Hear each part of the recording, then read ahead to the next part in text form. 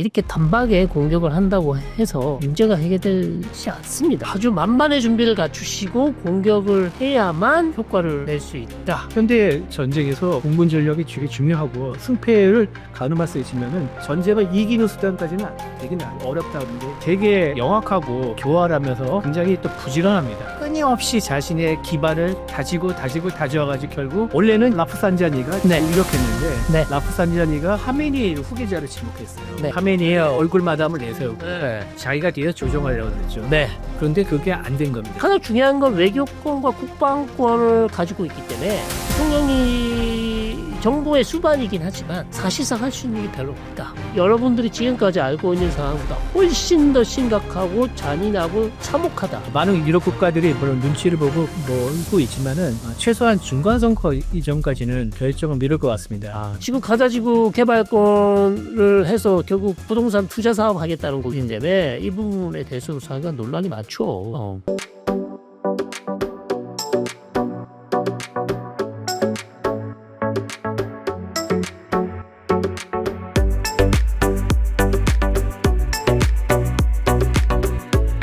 성일광 교수님, 이철재 기자님 모셨습니다. 안녕하세요. 안녕하십니까. 예. 버버리 티셔츠를 입으신 아닙니다. 뉴버리.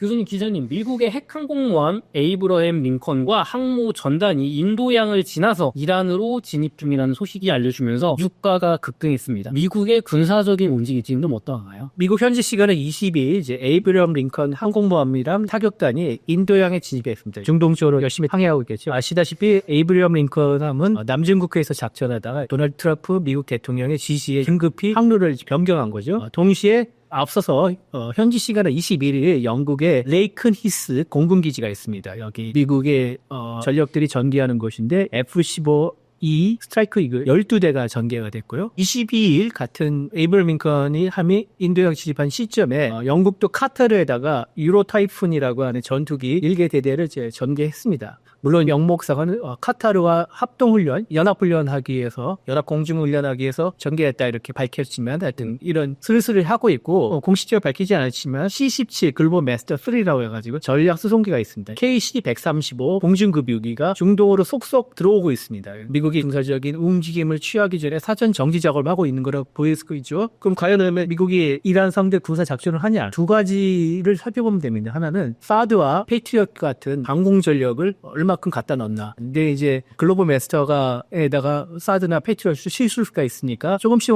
이렇게 전개를 하고 있는 것으로 보입니다. 네. 둘째, 그 인도양에 이제 디에고 가르시아는 섬이 있는데 거기에 이제 공군기지가 있거든요. 거기에서 B2나 이런 이란에 폭격을 가할 수 있는 전력이 얼마나 가 있느냐. 근데 현재로서는 디에고 가르시아에 별다른 움직임이 없다고 합니다. 그래서 네. 임박한 것은 아직 않고 빌드업을 하고 있는 상태라고 보시면 됩니다. 트럼프 대통령이 22일에 그 에어포스원 전용기에서 기자들한테 대규모 함대가 이란으로 향하고 있으며 무슨 일이 일어나지 지켜볼 것이라고 말했다고 하는데 이게 베네수엘라 마두로 대통령 체포 때도 몇 달 동안 어떤 일이 있을지 지켜볼 것이다. 외교적인 해결이 아직 열려있다. 이렇게 얘기를 하면서 수개월 동안 외교적 타협을 요구하다가 결국에는 마두로가 말을 안 들으니까 기습공격으로 체포해버렸거든요. 이 상황에서 좀 그렇게 될 수 있을까요? 그럴 가능성이 높지 않을까요? 지금 상황은 사실 지난주에 공격을 하려고 이란을 타격을 하려고 했었습니다. 예. 이거는 그냥 각지 추기 아니라 실제 들으신 얘기죠. 저는 거의 낮다고 봅니다. 왜냐하면 마지막 순간에 네타냐후 총리가 전화를 했고 대통령이 준비가 너무 안 돼 있습니다. 이스라엘의 준비가 아니죠. 이스라엘도 준비가 안 돼 있었고 혹시 이란이 반격을 탄도미사일 이스라엘로 쏠 수 있잖아요. 네. 그러면 요격망 사드하고 다 배치를 해야 되는데 아직 완전히 배치도 안 됐고 그다음에 미국의 항공모함이 와야 아직 안 왔습니까? 이제 지금 들어오고 있지 않습니까? 일주일 전 상황이에요. 이란이 탄도미사일 쏘면 미국도 도와줘야 되고 다른 국가들 도와줘야 요격을 할 수 있는데 전혀 준비가 안 된 상황에서 지금 급박히 이렇게 공격을 하시면 우리도 힘들고 이란이라는 국가는 체제가 공고한 국가이기 때문에 이렇게 단박에 공격을 한다고 해서 문제가 해결되지 않습니다. 천천히 준비를 잘 하시고 아주 만반의 준비를 갖추시고 공격을 해야만 효과를 낼 수 있다. 이렇게 전화를 했고 두 번째 이제 트럼프 대통령이 공격을 안 한 이유는 스티븐 위트코프 중동 특사하고 아바스 아락지 이란 외무장관이 통화를 했어요. 반정부 시위에 참여한 800명을 지금 사형 집행을 앞두고 있었는데 이란이 일단 중단하겠다. 그렇게 얘기했어요. 그러니까 트럼프 입장에서는 그럼 내가 이거 중단시킨 거랑 마찬가지네. 중단을 시키고 나서 이란 쪽에서 사행 집행을 중단한다고 했다. 자기 또 자랑을 엄청 했었죠. 내가 자기가 시켰어. 내가 중단시켰다 이러면서 완전히 이 공격까지 갔다가 마지막 순간에 일단 중단됐어요. 전부 다 이제 뭐 이렇게 일단락 되나 이렇게 생각했었는데 그 이후에 끝날 때까지 끝난 게 아니라고 다시 한번 계속 전략 자산을 조동질게 조금씩 계속 배치를 하는 거예요. 완전히 끝났으면 우리 기자님 말씀하신 것처럼 아시아에 있던 항공모함을 왜 갑자기 중동으로 돌립니까? 에브라함 링컨 항공모함을. 그러니까 차근차근 준비를 해왔고 지금 이게 이번 주 중이나 주말쯤 사실 모든 게 거의 준비가 되지 않냐 지금 예상을 하고 있고요. 마지막으로 이란에게 그러면 완전히 수그리고 들어와라. 우라늄 농축 포기하고 탄도미사일 개발 제안 받아들이고 이란의 대리조직 지원을 중단하고 반전무 시위자 잡은 800명 그리고 모든 사람을 다 석방하라. 라는 이 어마어마한 조건을 아마 요구를 했을 것 같습니다. 그래야만 우리가 공격을 안 하겠다. 근데 이걸 이란이 받을 수 있냐는 거죠. 그러면은 결국에는 이란 하메네이 정권은 핵 농축 포기 못할 테니까 저기 이스라엘에서 네타냐후 총리가 말린 게 이란을 치지 말자는 게 아니라 아직 우리 준비가 안 됐으니까 준비해서 치자는 거잖아요. 그렇죠. 그럼 교수님이 보시기에는 1월 말, 요번 주말 그렇죠. 고비가 이번 주 주말이다.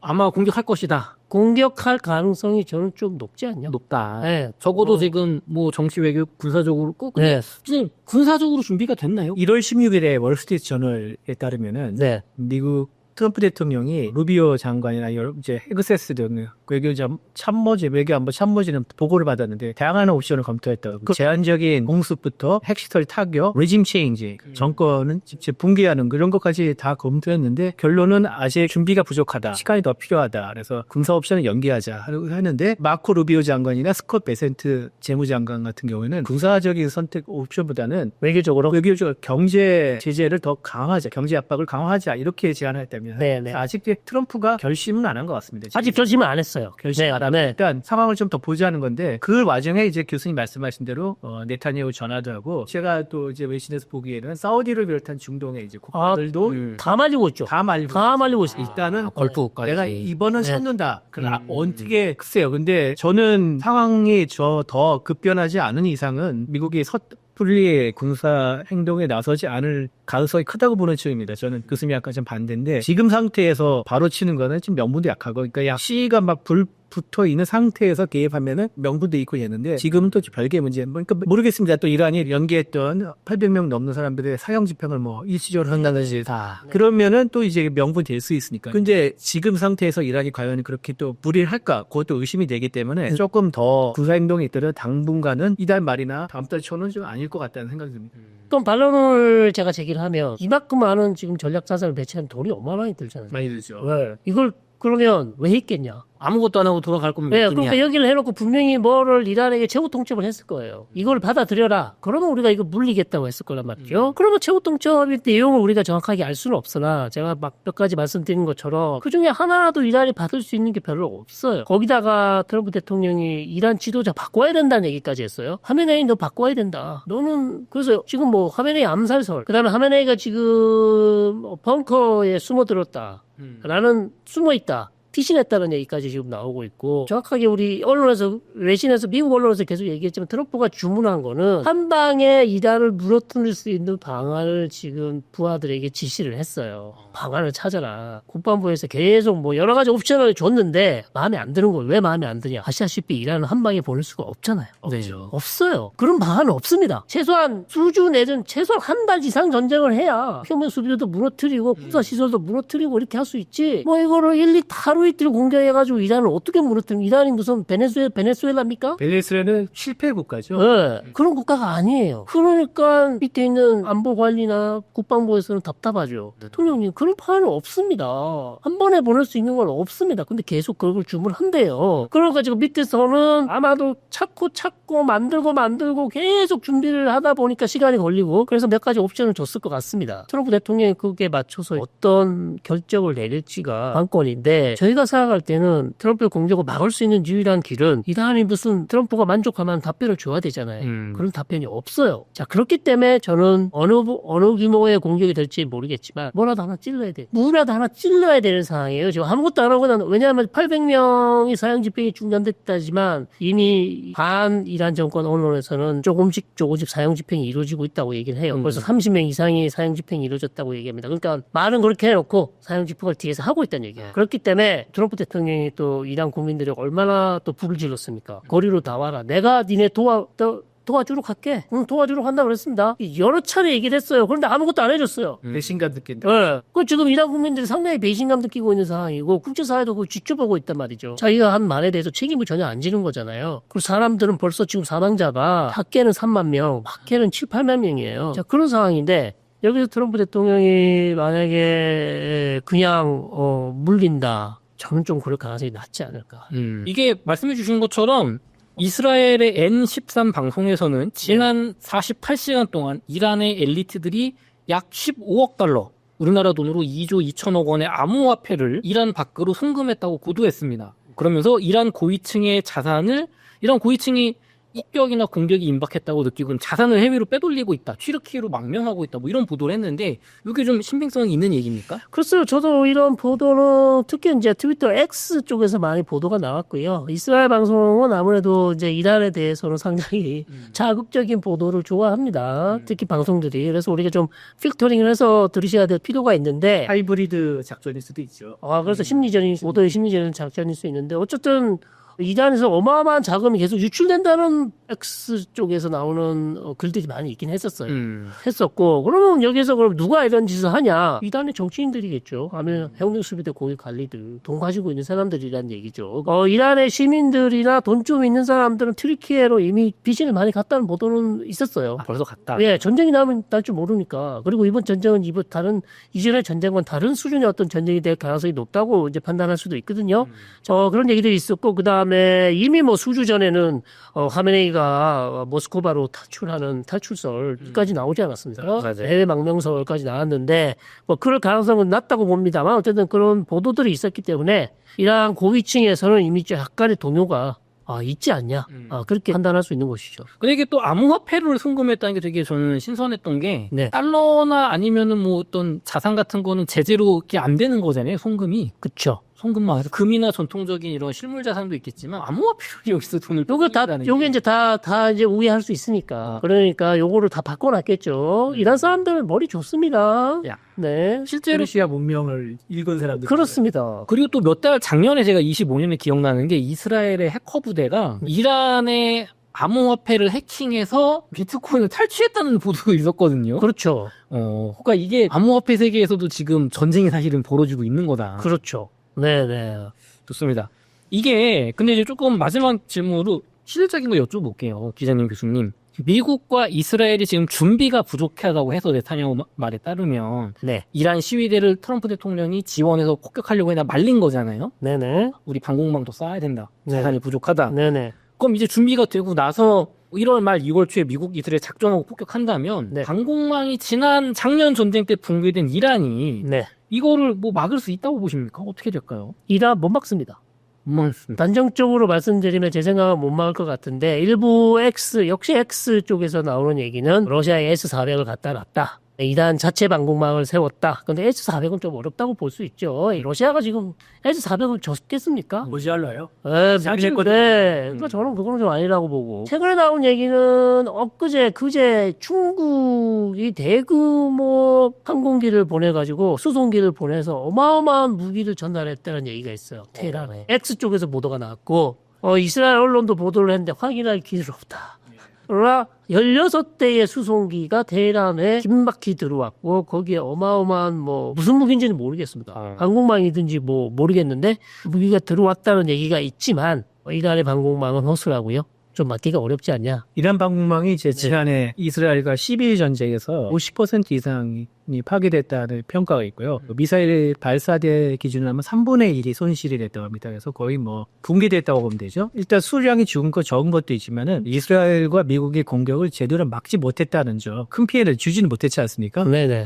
한 대도 못 떨어뜨렸죠. 전투기는. 이스라엘과 미국의 전투기는 한 대도 못 떨어뜨렸으니까 그게 속수무책이라는 점이 그게 가장 큰 문제죠. 이번에 만약 미국이 공습한다면은 이란군과 이란군보다 혁명수비대 지휘부와 통신망을 집중적으로 타격하겠지 먼저. 그렇죠. 먼저 타격하고 난 그다음에 이제 핵과 미사일 시설을 2차적으로 타격. 네. 그리고 그다음에 정유시설. 정유 시설을 하겠는데 제- 경제력이나 군사력에 관련된 시설들은 상당 파괴가 되겠지만 네. 과연 정권 교체까지 갈 거냐 저건 또 별개의 문제죠. 역사적인 사례로 봐서 공군력 위주의 군사 작전만으로 해서 정권을 굴복시키는 게 쉽지 않습니다. 1995년, 96년에 나토가 보스니아 헤르체고비나나 그다음에 코소보 관련해서 이제 네. 유고슬라비아 공화국 당시 연방을 두 차례 폭격 작전을 벌였죠. 둘 다 불복은 했는데 물론 유고 연방이 나토의 공습 때문에 큰 피해를 입고 상당히 힘들어한 거였는데 그것 때문에 두 손 들고 나온 건 아니고요. 러시아가 압박을 해서 미국이 러시아를 압박하고 러시아가 결국 슬라브 인정인 유고 연방을 압박을 해서 유고 연방이 손을 든 거지. 결국 단적인 예가 뭐냐면은 작전을 중지하고 유고 연방군이 이제 철수를 할 때 보면은 상당수의 전차와 장갑차 전력들이 그대로 나왔습니다.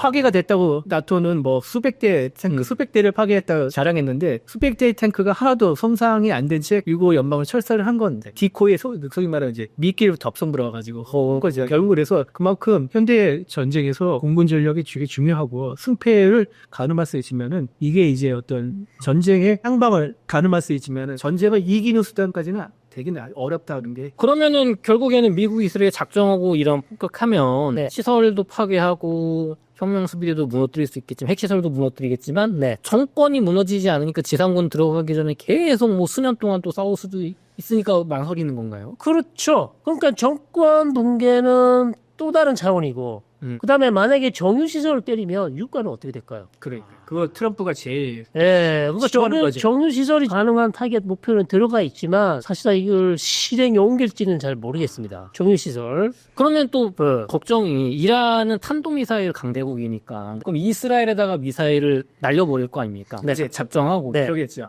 근데 지난번에는 이스라엘이 좀 잘 막은 편에 속했다고 들었는데 이번에도 정말 작정하고 전면적으로 있는 거 다 쏜다고 하면 네. 이스라엘이 잘 막을 수 있습니까? 작년 6월 전쟁에서 서로가 이미 많은 것을 배웠어요. 상대의 수를 네. 이게 여기까지 있죠. 때문에 네. 또 거기에 맞춰서 또 준비를 하고 있죠. 그렇죠. 전략을 바꿀 겁니다. 그럼 전략을 바꿀 거라는 걸 이스라엘이 또 알고 있기 때문에 거기에 또 다른 전략을 만들었을 거란 말이에요. 이란은 또 반대로 본인들이 초반에는 실패를 했지만 12일 마지막 판에 완전 성공했거든요. 50%의 요격밖에 못했어요. 그러니까 절반을 다 맞았어요. 요격을 피하고 맞췄다는 얘기거든요. 그렇기 때문에 이란도 거기에 지금 학습 효과가 있기 때문에 전략을 바꿔서 지금 준비를 하고 있을 텐데 이스라엘은 지금 아이언 빔을 실전 배치했다고 했습니다. 레이저로 미사일 미사일 맞추는 이거는 빔. 근데 실제는 한 번도 투입이 된 적이 없기 때문에 이번에 그 성능을 제대로 평가받아야 될 것 같고요. 어쨌든 이스라엘도 지난 6월에 왜 마지막에 우리가 요격이 실패했는가에 대해서 고민을 하고 연구를 했을 겁니다. 그거를 보완하기 위해서 반대로 이란은 창을 또 더 갈고 있겠죠. 지난해 2월 전쟁 때 이란이 이스라엘을 향해서 어떤 미사일을 많이 쐈느냐, 재고를 얼마나 많이 갖고 있냐, 그게 관건인 것 같습니다. 초반에는 아마 오래된 미사일들 많이 쐈을 테고 아까 이제 교수님 말씀하신 대로 후반에 가서 이스라엘의 요격률이 많이 낮아졌던 것은 극초음속 미사일과 같은 최신형 미사일을 많이 동원했기 때문인데 초음속 미사일은 비싸거든요. 비싸고 그래서 그때 저번에도 나와서 말씀을 드렸지만은 앞으로 이스라엘과 이란이 또 한 번 벌일까에 변수 중에 하나가 이란이 얼마나 빨리 미사일 재고를 채우냐인데 많이 채웠을까? 거기에 잠깐 지금 평가는 1,500발 기 정도가 있을 것으로 판단하고 있습니다. 근데 이게 이란이 지금 문제가 이번에 작정하고 전쟁하면 네. 이스라엘의 핵발전 시설이라든가 핵무기 네. 시설이라든가 수력발전소 하여간 정유시설 아니면 항만 같은 어떤 경제나 민간인 이런 군사시설이 아닌 곳을 때려버릴 수도 있는 거 아니에요 이란이? 지난 6월에 초반에 하이파에 있는 정유시설 때렸습니다. 맞았어요. 이란이 벌써 네, 한 3-4방, 5-5방 이스라엘이 맞았습니다. 정유시설이 많이 부셔지긴 했고 핵시설은 때리려고 했는데 정확도가 낮았던 건지 아니면 요격을 잘해서 그런지 전혀 공격을 받지 않았고 이스라엘 군부대도 당연히 두드려 맞았고요. 두드려 맞았고 이스라엘 국방부 건물도 제 생각에는 아마 맞았던 것 같아요. 좀 보도 통제 때문에 우리가 정확히 파악할 수는 없으나 그다음에 모사드 건물도 조금 맞은 것 같고요. 여러 가지 이제 맞았는데 결국 이란 탄도미사일의 정확도죠. 정확도가 얼마나 높으냐. 높은 정확도를 오더라도 또 이스라엘 요격률이 얼마큼 적중하냐. 거기에 따라서 지금 피해 사항이 결정될 텐데 어쨌든 이스라엘은 가장 지금 두려워하고 껄끄러운 게 이란의 탄도미사일은 사실입니다. 예, 사실입니다. 그거는 뭐 어쩔 수 없는 거고 이스라엘이 계속 이란을 한 번 더 전쟁해야 된다고 올해 작년 말에 백악관에 나타냐후 총리가 가서 트럼프에게 요청을 했던 이유 중에 하나는 핵이 아니에요. 탄도미사일 때문입니다. 탄도미사일 너무 많이 쌓고 탄도미사일을 중국으로부터 프리한 물질 가져오고 엑스포리네틀이 뭐 이상한 복합기랑 그 기계가 많이 없기 때문에 지금 생산을 못 하는데 그거를 가져와서 만들면 대량 생산 체제로 갈 수 있기 때문에 대량 생산 체제로 가기 전에 또 때려야 된다고 얘기했단 말이에요. 그렇기 때문에 재고가 많이 쌓이면 쌓일수록 이스라엘은 불리합니다. 어마어마하게 불리해요. 예를 들어서 하루에 뭐 몇백 발씩 쏴보십시오. 그 단계로 가기 전에 이스라엘은 계속 때리려고 하는 것이고 이란은 계속해서 최대한으로 24시간 돌려서 최대한 탄도미사일 많이 생산하는 게 지금 이란의 목표입니다. 그럼 네타냐후 총리가 트럼프 대통령을 지난 시위 때 미국이 폭격하려고 말린 거는 네. 이란을 치지 말자가 아니고 우리도 빨리 치고 싶은데 네. 지금 우리 방공 준비가 미국이나 이스라엘 좀 부족하니까 좀 미루자라는 얘기였던 거네요. 그렇죠. 미루자. 네. 하지만 반드시 친다. 취소가 아니고 미루자. 네. 좋습니다. 저희 2부에서 이어서 하메네이 정권이 얼마나 지금 많은 시민을 학살하고 있는지 나눠보도록 하겠습니다.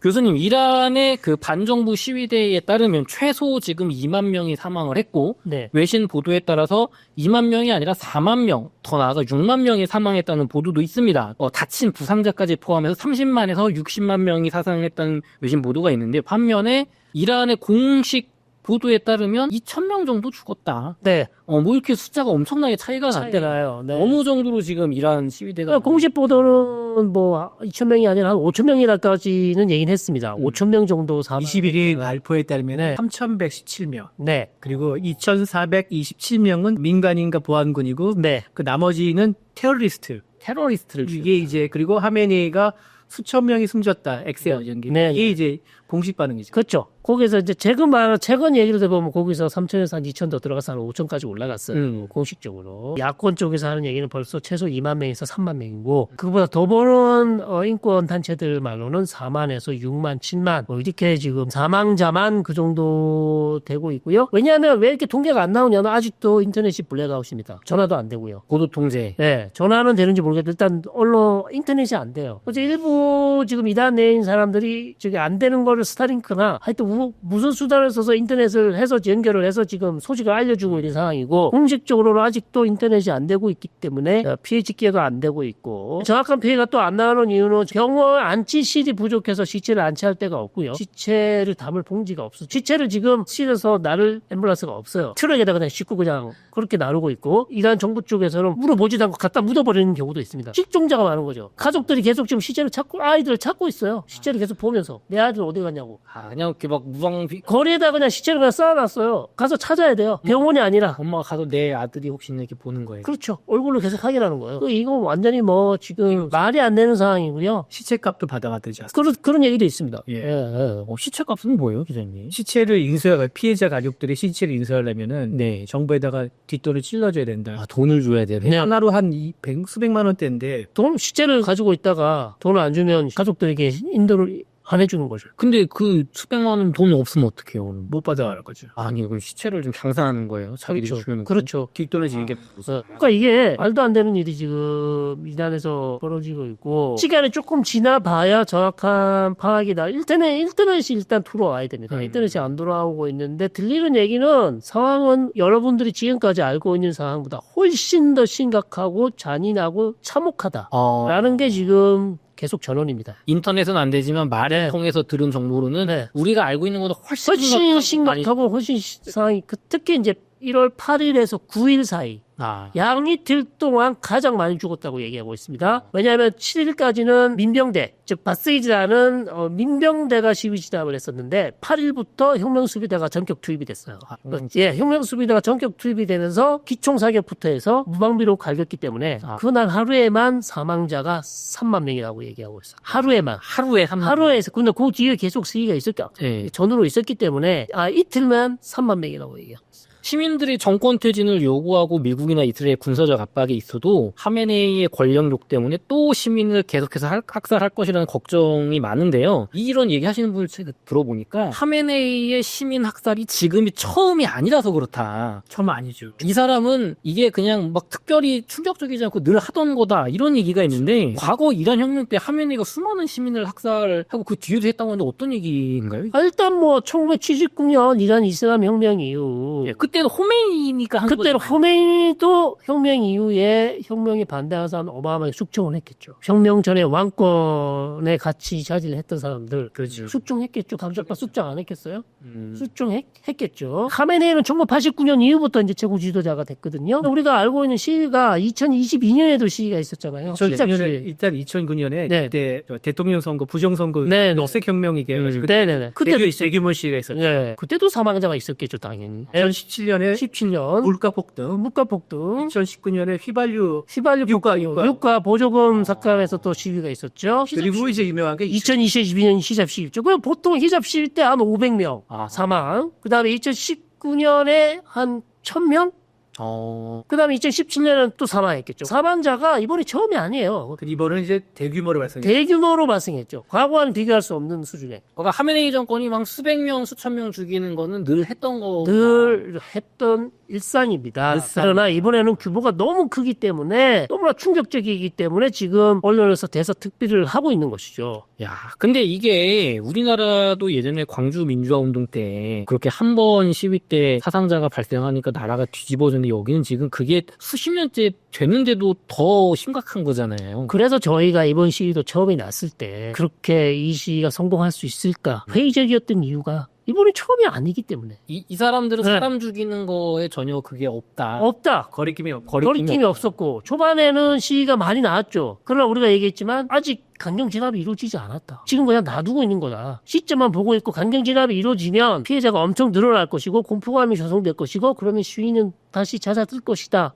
했죠. 지금 시위가 언론으로 잦아들었죠. 실제로 제가 네. 성일관 교수님하고 한 달 전쯤이죠. 거의 1월 초에 네네네. 인터뷰할 때 그때 외신에 따른 한 6명 사망했다 했으니 교수님께서 지금 정부가 놔두고 있는 거다. 네. 지금 너무 경제난이 심각하다. 근데 진압하러 가면 수만 명 죽을 거다라고 하니 지금 딱 그대로 됐죠. 진짜. 네네네. 그러면은 하메네이 이 사람은 좀 어떤 사람입니까? 하메네이 1989년에 이제 최고 지도자 원래 혁명에 성공한 호메이니가 죽고 나서 어부지리로 사실 하메네이가 최고 지도자에 올랐어요. 그만큼 아야톨라 호메이니 즉 초대 최고 지도자만큼 그렇게 뛰어난 사람도 아니었습니다. 중앙일보에서 하메네이에 대해서 어린 시절을 한번 네. 조망한 기사가 있었는데 제가 잠깐 인용을 할게요. 네. 하메네이는 1939년에 태어났는데요. 아버지가 성직자고 네. 팔남매 중 둘째랍니다. 둘째인데 집안 형편이 되게 어려웠는데 5살 때 이제부터 종교육을 받아가지고 19살에 명문인 쿰 신학교에 네. 가장 이란의 가장 유명한 성지 바티칸이라고 불리는 시아파의 바티칸 도시. 근데 아이러니하게도 하메네이는 어린 시절에 감수성이 풍부한 문학소년이었어요. 문학소년. 톨스토이 전쟁과 평화, 네. 빅토르 위거의 레미제라블을 되게 좋아했고요. 특히 빅토르 위거를 굉장히 좋아했대요.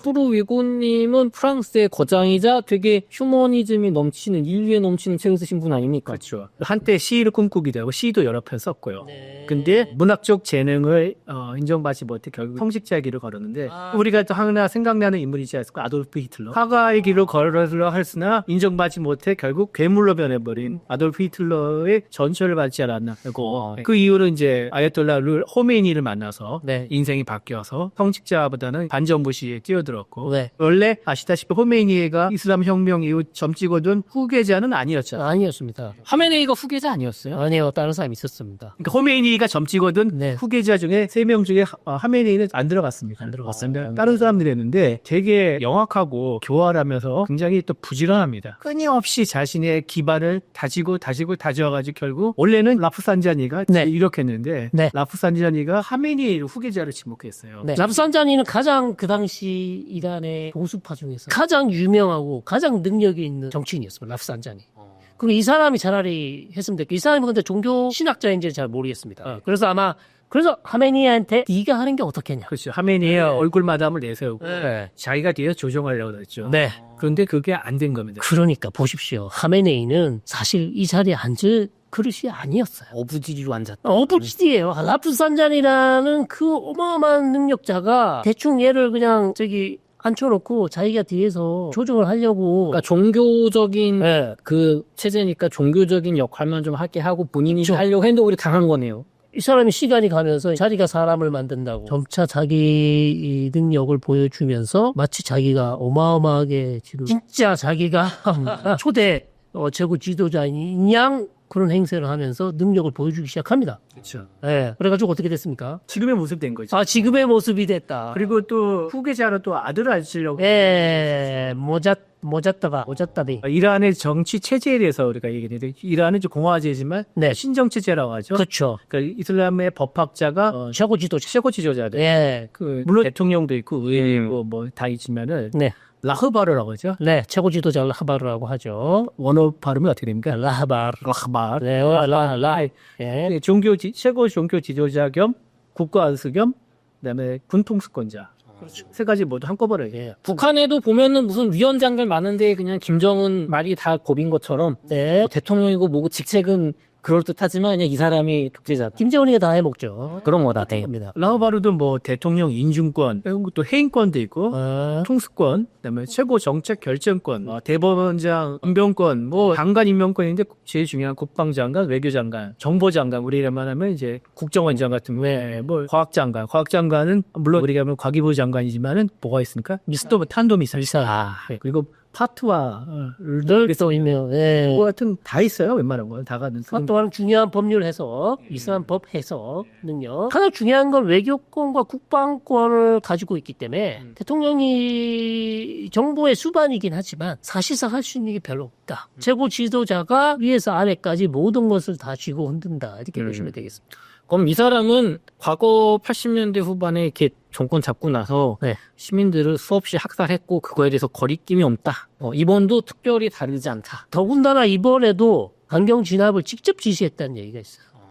네. 그건 뭐 외신에 따르면은 발포명 그러니까요. 하메네이가 했다. 네, 발포 명령, 왜냐하면 시위가 계속 되니까 시위 진압이 안 되잖아요. 민병대로 진압이 안 되니까 국가최고의결위원회, 국가안보최고위원회에 가서 거기에다가 수단과 방법을 가리지 말고 모든 수단을 동원하여 시위를 진압하라. 이게 바로 그 말이거든요. 그래서 그렇게 또 했다는 얘기도 있습니다. 이게 시위대 9호에서 팔레비 왕조의 복귀, 팔레비 왕세자에 대한 이야기가 나옵니다.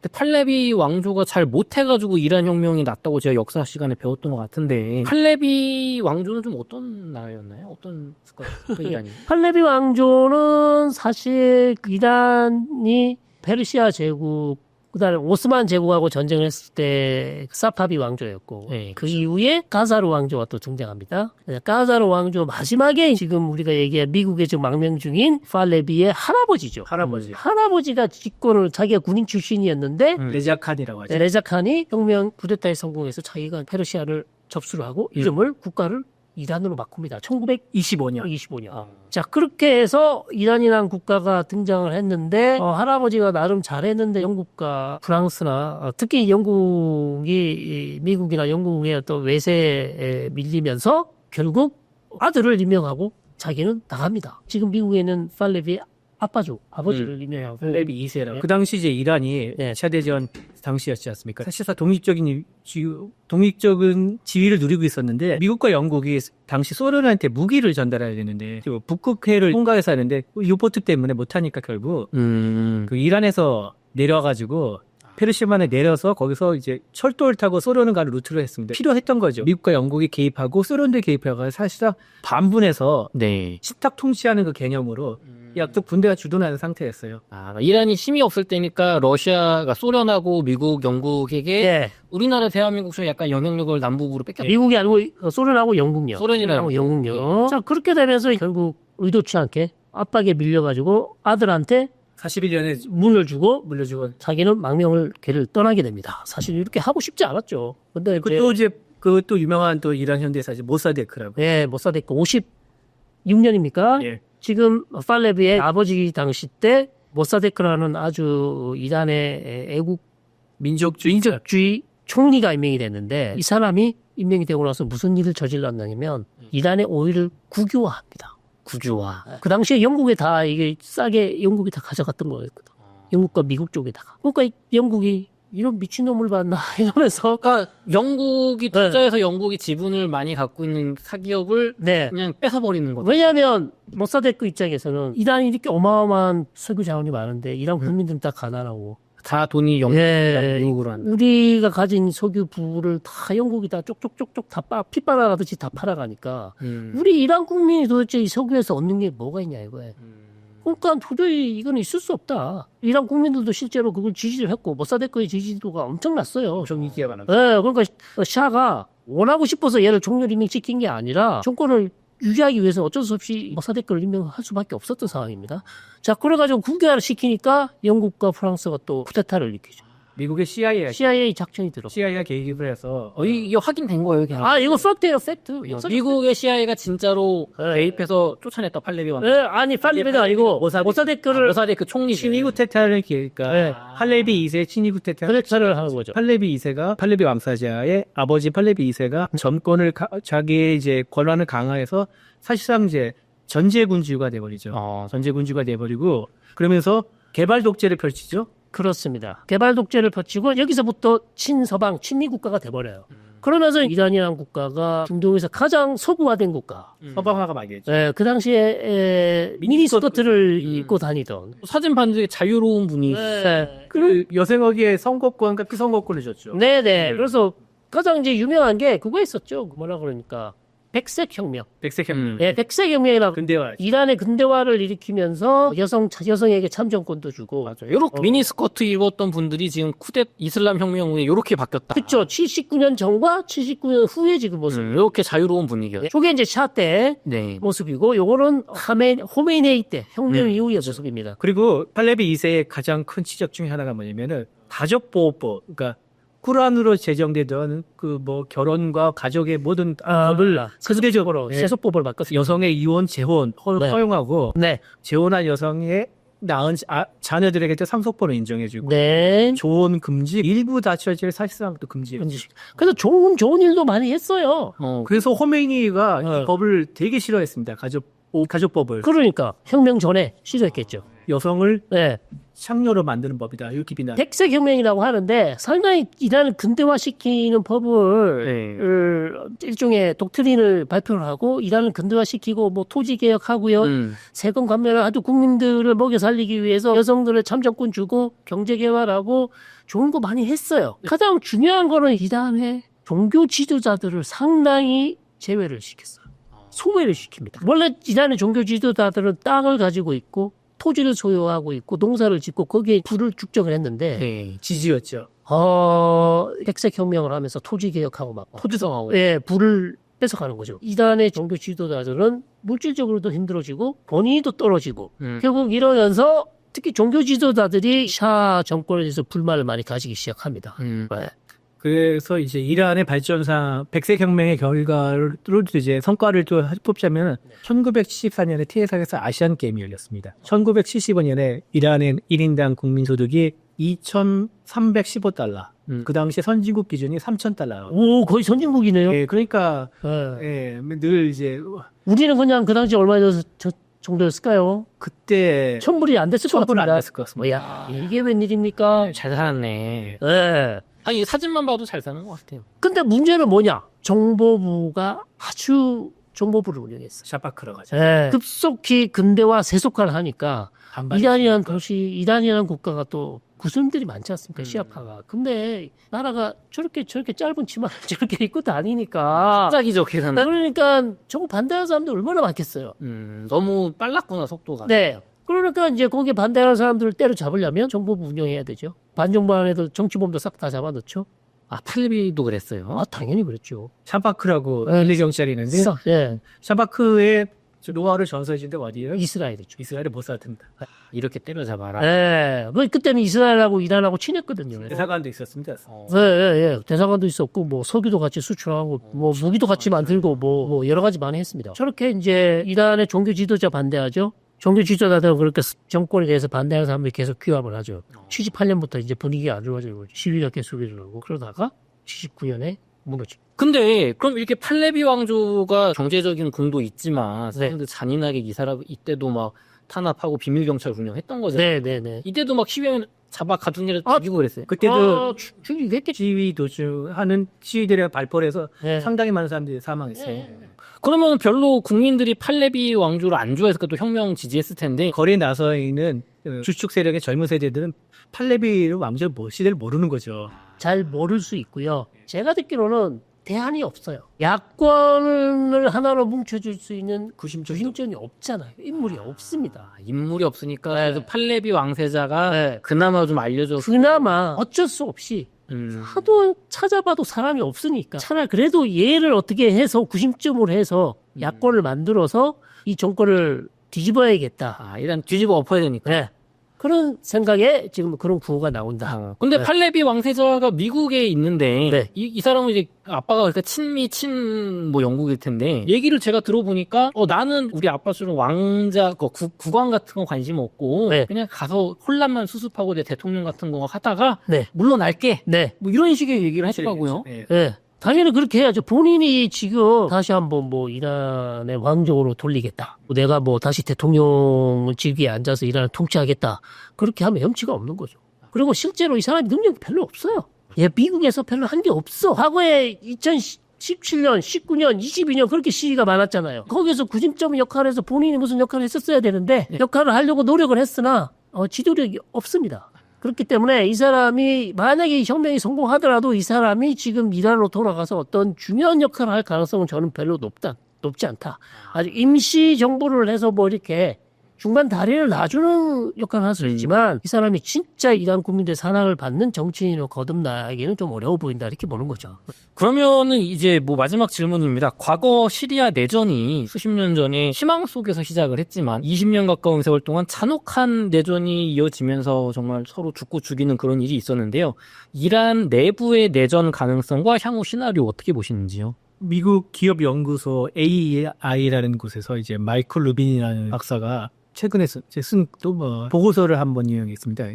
이 사람에 따르면 이란 인구에서 20에서 25%는 알리 하메네이와 그의 체제에 강한 충성을 유지하는데 이 숫자가 언제 나왔냐? 10년 전에 그 여론조사를 했는데 이란에서 전체 인구의 10%가 하메네이 강경 노선을 지지한다고 답했고 또 다른 15%는 이슬람 혁명이 긍정적이지만 개혁이 필요하다. 이렇게 되니까 대략 25%가 체제에 그래도 어느 정도 25% 그 정도 최대 네, 네. 인정한다. 그리고 나머지 75%는 체제 자체에 대한 기대를 이미 적은 상태다. 이런 결과가 나왔다며. 그래서 이제 그가 이렇게 얘기했고 그래서 이제 대부분의 이란 사람들은 이게 정말 비극적인 건데 나보다 네. 내 자녀 세대들이 더 못 살 거다. 이렇게 생각을 한답니다. 미래가 우울하고 꿀꿀할 것이다. 미래가 밝지 않다는 얘기죠. 어둡다는 얘기인데요. 어렵다 그렇게 네. 한답니다. 만약 내전이 일어날 경우에는 무력을 행사할 수 있는 효력이 있는데 무력을 행사할 수 있는 혁명 수비대가 정규군이지 않습니까? 하메네이가 내부 통제를 강화하면서 이번에 중국에서 군부에서 퇴출된 장샤처럼 구심점이 될 만한 인물도 안 보인다.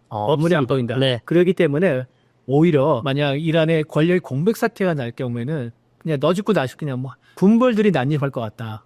이렇게 전망합니다. 네.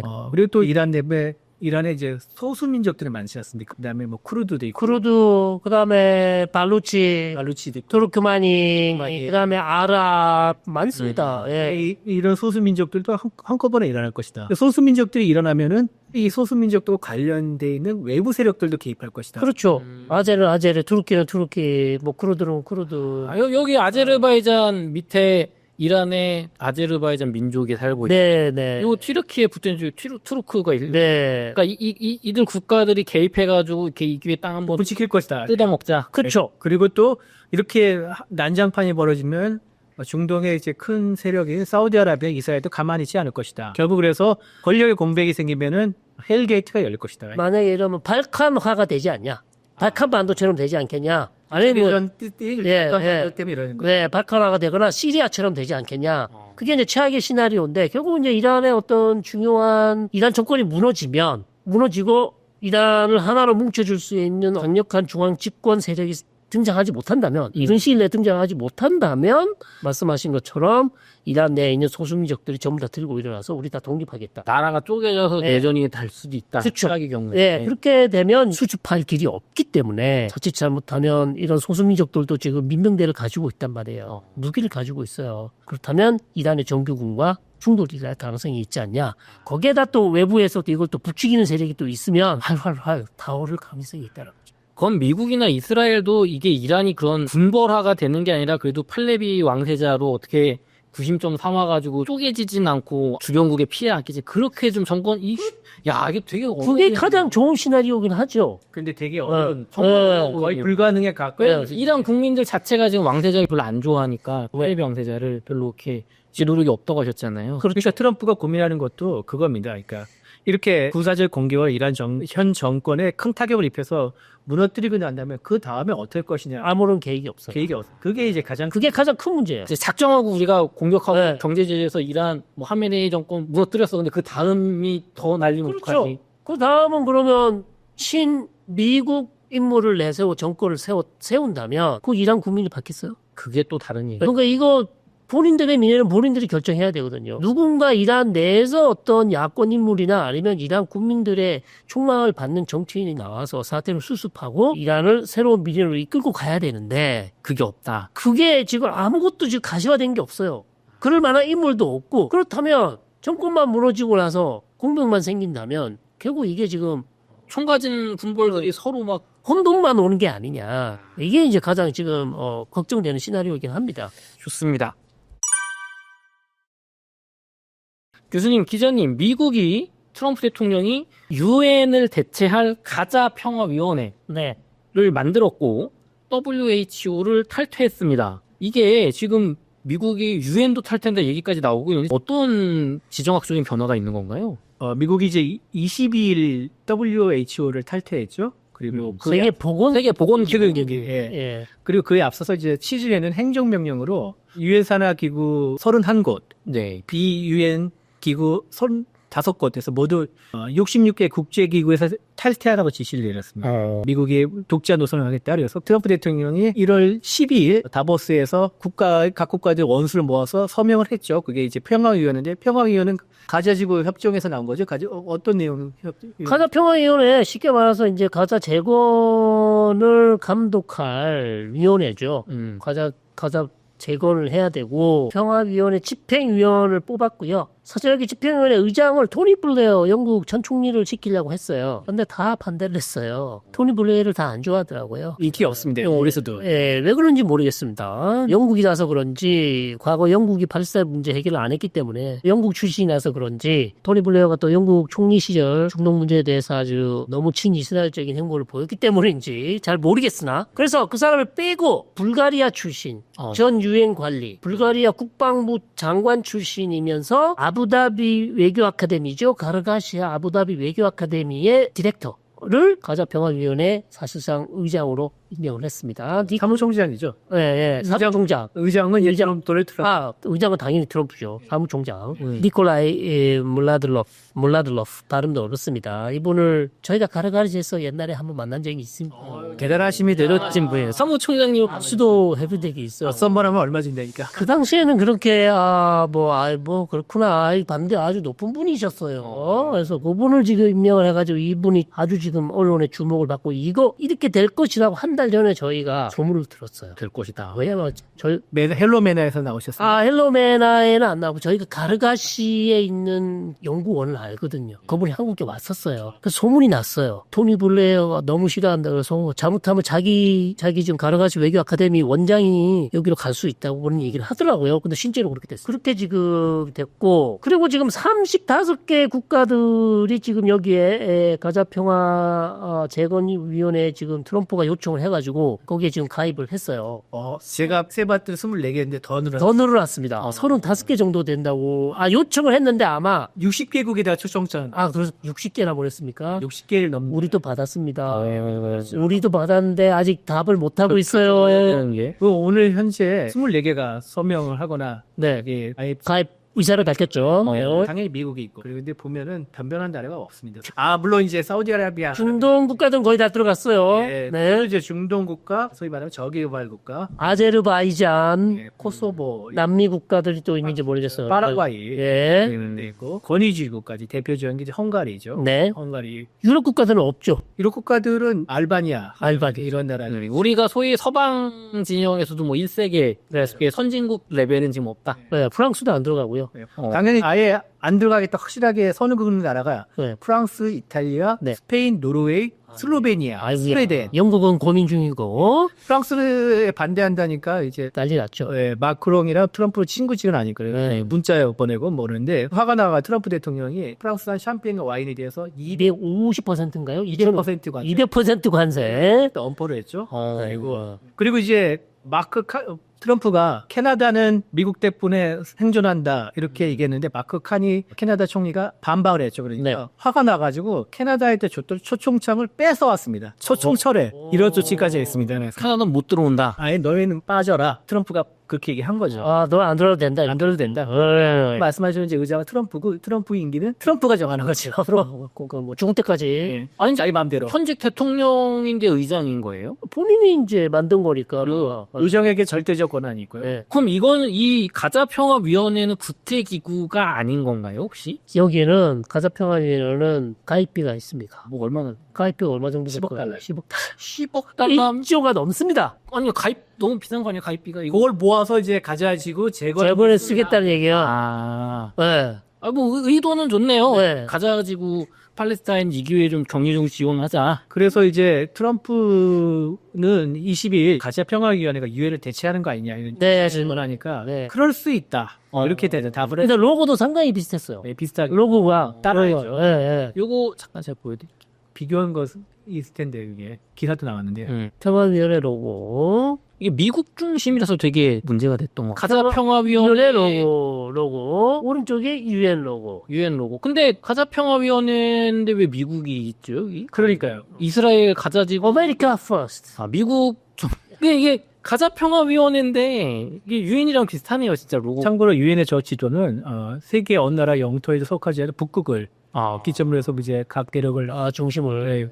공평하게. 예. 거기에 중심으로 각 대륙과 각 국가들을 이렇게 나열한 것이고 이게 이제 유엔의 창립 2년까지 맞닿아 있는 거죠. 근데 그렇군요. 가자평화위원회는 미국을 중심해요. 이거는 미국이다. 북미가 그냥 아예 딱 미국이다. 이렇게 얘기하는 거예요. 문제는 우리는 고민이에요. 일본하고 우리가 초청을 받았는데 우리가 아시다시피 들어가면 같이 들어가야 되고 안 들어가면 같이 안 들어가야 되거든요. 눈치 게임 하고 있어요 지금. 눈치 게임이네. 눈치 게임 하고 있습니다. 이게 근데 왜 이게 뭐 뜻은 좋잖아요. 가자지구의 돈을 모아서 이거 가자지구 재건에 쓰자. 뜻이 좋은데 왜 프랑스는 반대하고 우리나라나 일본이 눈치를 봐야 되는 거예요? 뭐가 문제예요, 교수님? 너무 미국 주도로 가잖아요. 유럽 국가 입장에서는 네 마음대로 다 하냐. 아 의장도 트럼프 뭐 제주는 우리가 벌고 우리가 부리고 돈은 네가 다 가져간다. 돈은 우리는 돈만 내고 할 수 있는 게 뭐가 있냐. 정확히 말하면 트럼프 뜻대로 다 한다. 이게 문제죠. 트럼프 뜻대로 다 하는 거예요. 뜻대로 한다. 이게 문제고.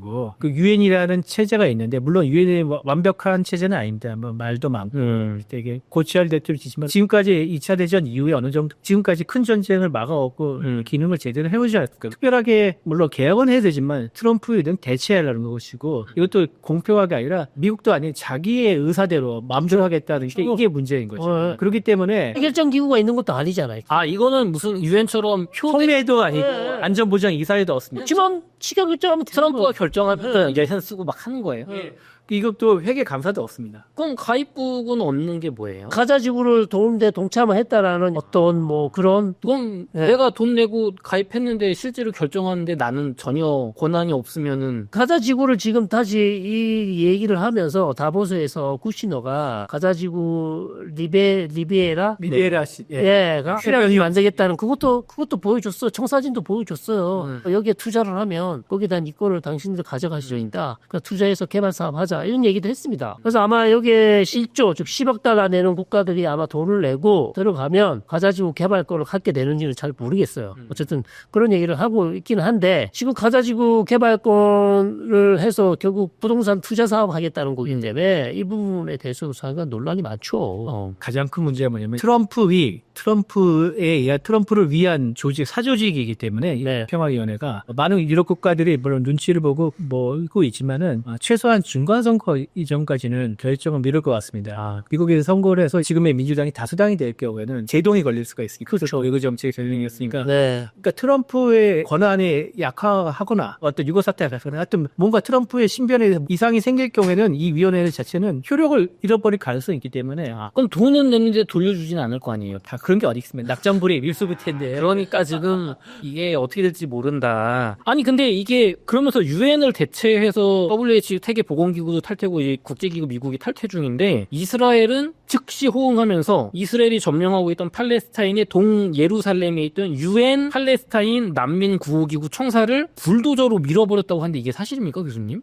그 뉴스에 나왔다면 사실 맞겠죠. 왜냐하면 이스라엘은 기본적으로 유엔 난민구 구호기구에 대해서 상당히 불신을 많이 가지고 있어요. 왜냐하면 팔레스타인 난민구 기구가 어찌 보면 하마스와 연대를 많이 했다. 그리고 난민 구호 사업을 벌이는 조직원 중에 구호 요원 중에 또 하마스 요원들이 있다. 그렇게 계속 주장을 해왔고, 자, 그렇기 때문에 거기에서 아주 난민 구호 청사가 하마스 대원이나 다른, 이스라엘 봤을 때 이스라엘에 반하는 어떤 무장 조직, 팔레스타인 무장 조직들이 이용할 가능성도 있다. 그런 이유로, 저런 이유를 들어서, 난민 구호 청사를 무너뜨린 것 같습니다, 지금. 아니 근데 그렇다고 하더라도 이게 유엔 산하 기구인데 맘대로 이렇게 밀어버려도 됩니까? 아니, 기본적으로 이스라엘은 물론 그렇게 하면 안 되죠. 그렇게 하면 안 되는데, 기본적으로 이스라엘은 유엔에 대한 불신이 너무 많아요. 아니 자기네 국가 독립 선언을 할 때 가장 큰 도움을 줬는데 기구인데 네, 도움을 받을 때는 받고 일단 화장실 갔다 오고 나서는 급한 마음 없으니까 싫다 이렇게 하는데 계속해서 이스라엘은 유엔에 대해서 하여튼 뭐 계속 팔레스타인 표만 너무 든다 이렇게 계속 그렇게 생각을 하고 있습니다. 이게 아까 그 가자평화위원회 아까 이철재 기자님 얘기해 주실 때 이렇게 잘 사는 나라는 없다고 하셨지만 그 중동 국가 중에서는 가입한 게 이스라엘 가입했고 사우디 가입한다고 했고 UAE 그렇죠. 같은 중동 국가들도 즉시 가입 이색다를 밝혔다고 했거든요. 네. 그러면은 유럽이나 좀 잘 사는 쿠웨이트도 있습니다. 쿠웨이트도 있다. 그럼 이런 중동 국가들 각자의 속셈은 뭔가요? 카타르도 있네요.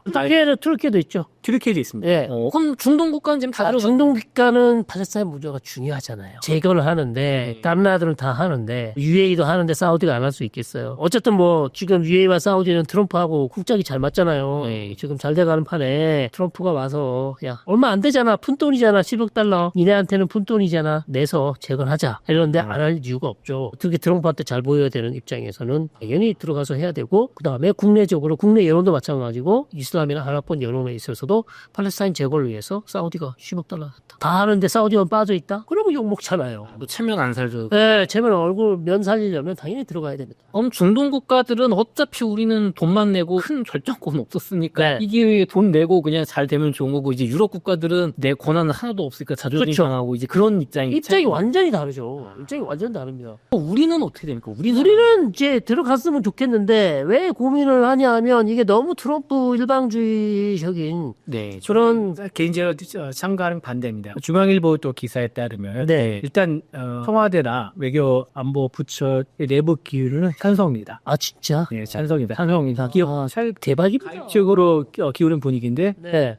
중앙일보의 이제 여권 고위 관계자 멘트를 그대로 읽어드리겠습니다. 정부가 트럼프 행정부의 평화위 이니셔티브 자체를 환영하면서 현재 가입을 적극 검토하고 있다. 이왕 가입하기로 한다면은 늦게 하는 것보다 빨리 하는 것이 낫다는 의견들이 많다. 이미 늦지 않았나요? 강형성이 확정되면 시간은 오래 끌지 않을 것 같다. 네. 왜냐면은 우리 정부는 이번 평화위 가입 여부를 트럼프 2기의 동맹 테스트로 그렇죠. 가장 중요해요. 이게 지금 가장 중요해요. 보기 때문입니다. 네. 너 내 동맹 맞아? 테스트하는 거다. 그렇죠. 아니 이게 지금 국가 차원에서 뭐 외교부를 통해서 이걸 요청한 게 아니고 네. 트럼프가 직접 직접 연락을 해서 이거 꼭 가입해달라 이런 식으로 했다는 그런 말이 있더라고요. 친서래요. 네, 그러니까 상당히 친밀함을 보이는 거예요. 미국 대통령의 친서가 온 거다. 미국 외교부를 통해서. 그런 게 항상 그리고 트럼프가 가장 시가상했을 때, 이 나라는 해주겠지. 여기는 내가 좋아하는 나라잖아. 자기가 믿고 신뢰하는 국가들에 이걸 보냈다는 얘기죠. 그래서 전 세계 국가가 60개국만 보냈으니까 그 네. 요거 골랐을 거잖아요. 그러니까 나는 너를 좋게 보는데 그걸 안 받았다? 그럼 너 나 싫어하는구나. 이렇게 된다는 거죠. 동맹 테스트다. 물론 동맹 테스트에서 우리가 그 적극적으로 검토하는 거는 이해는 하나 이번에 평화위에 선뜻 가입을 할 경우에는 네. 우리는 나토라는 또 다른 외교 자산을 나토와 EU라는 외교 자산을 잃어버리는 겁니다. 요걸 우리가 가입하고 유럽 국가에는 유럽은 지금 이걸 싫어하는데 아니 그래도 우리가 한미 동맹 관계인데 이거를 뭐 안 할 수는 없잖니 너네가 좀 이해해달라 이게 안 되는 거 양립이 안 되나요? 영림이 안 되죠. 그러니까 저번에도 여기 와서 말씀을 드렸지만 이렇게 이제 전 세계 미국과 중국의 캐권 경쟁을 비롯해서 지금 뭐 굉장히 어렵지 않습니까? 우리 이제 스스로를 지킬 수 있는 능력을 기울려면은 여러 가지 뭐 자주국방도 중요하지만은 미국을 제외하고 유럽이나 특히 이제 EU나 나토 국가들, 네, 아니면 호주 뭐 이런 민주주의와 시장경제 체제를 지키고 또 국제 질서를 보존하려는 이런 세력들과 연대를 같이 강화해야 되는데 네. 이번에 이 평화회의에 들어갈 경우는 그런 연대 노력에는 반대 거스르는 행위가 되겠죠. 그래서 저는 상당히 시간을 끄는 대로 끄는 게 더 좋다는 게 제 7월 중간선거 때까지는 야 너무 깁니다. 1년이 다 돼가는데요. 트럼프 기자는 또 이란과 전쟁한다고 또 하기 때문에 정신 없다 이거죠. 정신 없기 때문에 여기 있다가 빠져나갈 구멍이 있다 이 얘기입니다. 여기저기 일본은 어떻게 할까요? 일본이랑도 같이 공동 대응하는 게 제일 좋다 생각합니다. 같이 할 거면 같이 하고 안 할 거면 그렇죠. 따로 해야 됩니다. 같이 해야 됩니다. 같이. 야 이게 저는 그냥 네. 아니 뭐 사조직 같은 거면 그냥 가자지고 돕는 거면 뭐 돈 내고 기분 좋게 들어가면 되지 않겠냐 했는데 이게 또 유럽 국가들이나 다른 국가들하고 우리나라의 또 외교 관계에 큰 영향을 주는 사안이군요. 뭐 중요할 수 있습니다. 네. 아니 그런데 이 와중에 중국은 갑자기 나와서 가자지구 평화위원회 이런 거 하지 말고 유엔 체제를 지켜야 된다. 국제법을 준수하러 갑자기 이 미국하고 중국이 5년 사이에 바뀐 것 같은데 입장이 중국은 왜 국제법을 내세우고 유엔 체제를 지켜야 한다라고 지금 얘기를 하는 그냥 미국이 싫은 거죠. 어깃장 놓는 겁니다. 미국의 방식에 대해서. 그거 말고는 다른 이유가 없어 보여요. 시진핑 국가주석이 23일 네. 그 루이스 이나시오 룰라 다시우바 브라질 대통령 이름이 너무 어렵습니다. 사례 처음 얘기해 보내면 룰라 대통령이었는데 네. 대통령과 통화하는 내용 중에서 이제 양국이 유엔의 핵심주의를 공동으로 수여해야 한다 강조했다고 중국이 밝혔습니다. 이제 23일은 뭐냐면 22일에 이제 가자지구 평화위원회 서명이 있었잖아요. 네. 다음 날입니다. 그래서 앞서서 중국 외교부 대변인이 22일 브리핑에서 뭐라고 했냐면은 저 평화위 지휘를 받았냐? 네. 중국은 이미 미국 초청을 받았다 답을 하면서 그렇다면은 중국이 그 평화위원회에 참여할 것이냐 질문하니까 제공할 수 있는 추가 정보가 없다. 이 얘기를 했거든요. 그러나 시진핑과 룰라 양자 통화 내용으로 보면 중국은 사실상 반대한다. 출연할 수가 있죠. 뭐 여러 가지 이유가 있지만 일단 중국은 유엔 상임 안전보장회사의 상임이사고 비토권을 가지고 있는 상임이사고 유엔 체제가 무너질 경우에는 중국의 또 국제적 영향력이 상실하는 거죠. 줄어들 수밖에 없죠. 네. 또 평화위원회 사실상 미국 아니 트럼프 중심의 다자주의이기 때문에 거기에 끼어들라는 걸 꺼릴 수밖에 없죠. 당연히 못 들어갑니다. 우리가 또 미국은 유엔에서의 지위를 강화하면 오히려 미국의 일방주의를 견제할 수 있는 시간이 되고 중국이 이제 그동안 가자 지구 사태 관련해서 팔레스타인을 지지하면서 이제 아랍이나 이슬람권 영향력을 많이 키워왔지 않습니까? 네. 그런데 트럼프와 이스라엘이 중심의 평화위원회에 참가할 경우에는 또 그 기반을 이룰 수 있다. 이런 또 계산이 있을 수가 있고요. 이참에 중국이 진정한 다자주의를 지키는 보루다. 네. 이런 이미지를 확실하게 굳히면은 네. 소위 말하면 글로벌 사우스에서의 네. 입지도 강화할 수가 있고요. 네. 트럼프의 미국 우선 아메리카 퍼스트에 맞서는 공정질서, 중국에 대해서는 가치 프레임이죠. 그걸 또 선전할 수가 있고. 과연 얼마나 그렇게 믿을까요? 그건 잘 모르겠어요. 믿지는 않겠지만은 네. 이렇게 워낙 트럼프의 이 독주가 심하다 보니까 근데 우리 보기에는 뻔히 보이는 수위지만은 그렇죠. 근데 중국의 이미지를 그렇게 가져가는 거죠. 통할 수 있을 거예요. 실제로 지금 최근에 캐나다에서 트럼프 자꾸 주지사라고 부르고 캐나다를 모욕을 하니까 캐나다 총리가 중국과의 뭐 연대를 강화하겠다 얘기도 하고 그렇죠. 얼마 전에는 저 다보스 포럼 가서 우리 미국이 없었으면은 지금 독일 말이나 일본어 쓰고 있었을 나라들 뭐 덴마크 뭐 배은망록하다 너무 막 대놓고 하니까 중국이랑 오히려 밀착하는 느낌도 좀 나요. 그러니까 이제 캐나다 카니 총리가 중국과 또 뭐 전략적 협정 맺겠다고 그렇죠. 그렇게 미국 계속 몰아붙이면 오히려 본인의 반발만 심하지. 예, 반발만 심해집니다. 러시아나 자꾸 중국 쪽으로 눈을 돌릴 수밖에 없죠. 미국이 군사력도 제일 세고 과학기술도 아직까지는 1등이고 경제도 규모로 봐서는 아직 1위는 맞습니다. 그래서 되게 미국이 트럼프가 자랑할 만큼 그만 큰 힘을 가진 건 맞는데 미국 혼자는 다 결정을 쓰는 거 아닙니다. 그래서 미국이 또 지금의 위치, 강대국에서 위치를 차지할 수 있는 또 하나의 이유가 뭐냐면은 동맹입니다. 중국이나 러시아보다 동맹의 숫자가 더 많고 더 그럴듯한 국가들과 더 많이 손을 잡지 않았습니까? 그게 미국의 힘인데 미국의 힘 중에 하나를 갖다 떠받치는 기둥을 지금 트럼프가 지금 무너뜨리고 있는 겁니다. 이게 그러면 가자평화위원회가 구성이 되고 나면 유엔 중심의